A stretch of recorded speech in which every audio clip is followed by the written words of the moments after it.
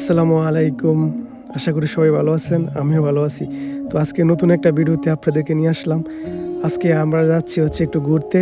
তবে আমাদের পছন্দের একটা জায়গা হচ্ছে জেনোভা।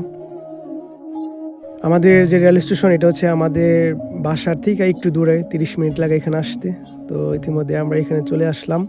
আমি আপনাদের মূল ভিডিও শুধু দেখাবো, বেশি বড় করব না ভিডিওটা। তো ইতিমধ্যে প্রায় ১ ঘন্টা জার্নি করার পর আমরা শহরে মূল প্রবেশপথে প্রবেশ করলাম। আর এখন আমি আপনাদেরকে দেখাবো খুব সুন্দর একটা জায়গা জেনোভা। আর যে এই কাঠের বুটটা দেখতে পাচ্ছেন, বড় একটা বুট, এটা আপনার রোমান সাম্রাজ্যের যে রাজা তার যুদ্ধে এটা ব্যবহার করতো। রোমান সাম্রাজ্যের যখন তারা যুদ্ধ করতো, তাদের প্রথম শ্রেণীর যে কাঠের যুদ্ধ জাহাজগুলো ছিল, এটার মধ্যে এটা হচ্ছে প্রথম একটা।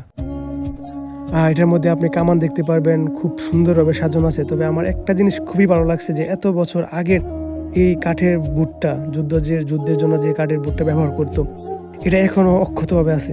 আমি মনে করি এটা প্রায় আরও ২০০-৩০০ বছর যাওয়ার পরও এটা যেরকম আছে এরকমই থাকবে।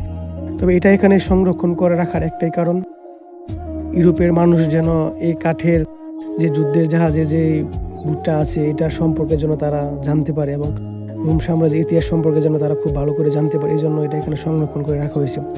এখানে যারা ঘুরতে আসে তারা ইউরোপের বিভিন্ন দেশ থেকে এখানে আসে ঘোরার জন্য, এবং এই যুদ্ধের যে বুটটা আছে এটা জানার তাদের আগ্রহ অনেক বেশি।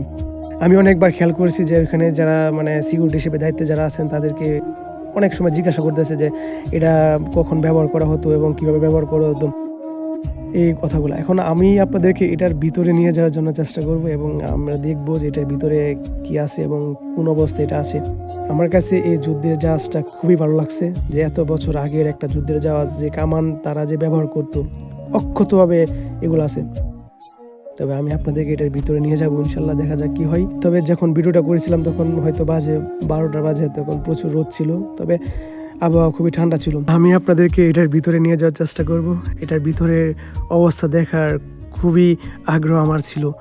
তো সেসাথে আমি ভাবলাম যে আমি ভিডিওটা করি এবং আমি এটা পোস্ট করি এবং আপনারা এটা দেখেন, কারণ এটা দেখার আগ্রহ আমার অনেক আগ্রহ ছিল। কারণ এত বছর আগের পুরনো একটা যে কাঠের যে যুদ্ধের যে জাহাজ, এটা এখনও অক্ষতভাবে আছে, এবং তারা এটার মধ্যে যে কামান ব্যবহার করতো এই কামানগুলো এখনও সেই অবস্থায় আছে।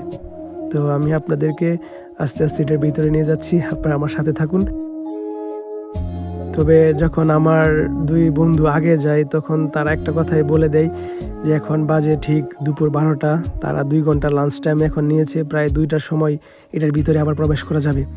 তবে দুঃখের বিষয় আমি আপনাদেরকে এটার ভিতরে অবস্থা দেখাতে পারি নাই, কারণ আমরা প্রায় ২টার আগে ওইখান থেকে চলে আসি।